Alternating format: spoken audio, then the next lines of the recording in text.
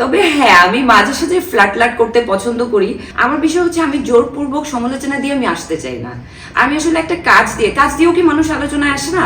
আমার কাজের অফার আসে, তার মানে এটা না যে কাজের অফারের মাঝখানে আমার কিছু মানে উল্টাপাল্টা অফার আসতেছে, না, এরকম কোনো অফার আমি আজ পর্যন্ত পাই নাই। তো আমার কাজের অফার যখন আসছে আমি আসলে ভেবে চিন্তে করা হয়, হয়তো সময়ের কারণে করা হচ্ছে না বা হয়তো কোনো বিষয়ের কারণে করা হচ্ছে না, সবকিছু মিলিয়ে আসলে ম্যাচ করে না। কিন্তু আমি সমালোচনা দিয়ে আমি আগাতে চাই না। ব্যক্তিগত আমার ওরকম আলাদা করে কিছু নেই, কারণ কাজের বাইরে আমি পুরো সময়টা আসলে আমার ফ্যামিলিকে দেই। আমার বাবা মা ভাই বোনের সাথে বেশি সময়টাই আমি কাটাই। তো আমার আলাদা করে রিলেশনশিপ বা এই বিষয়গুলো আমার কখনোই ছিল না বা নেই। তবে হ্যাঁ, আমি মাঝে সাঝে ফ্ল্যাট করতে পছন্দ করি। ওই বিষয়টা সবার চোখে খুব একটা পড়ে না, কারণ আমি খুব চঞ্চল, তো যার কারণে সবার চোখে খুব একটা পড়ে না, সবাই খুব সুইটলি আমাকে নেয়, হয়তো বা এই কারণে আরও সবকিছু থেকে আলাদা। একটা প্রজেক্টের জন্য আসলে শুধু আর্টিস্টের উপরে প্রমোশনটা নির্ভর করে না, ডিরেক্টর প্রডিউসার সবারই আসলে এখানে যুক্ত থাকতে হয়।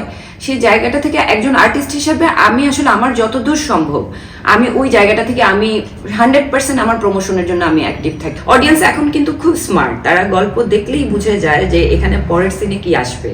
সো এখন কিন্তু খুব ভালো ভালো কিছু গল্প হচ্ছে। তো আমার কাছে মনে হয় যে আমি একটু নিজেকে ভেঙে আমি অ্যাকশনে নিয়ে আসি। সো অ্যাকশন ফিল্ম আমার করার ইচ্ছা আছে সামনে।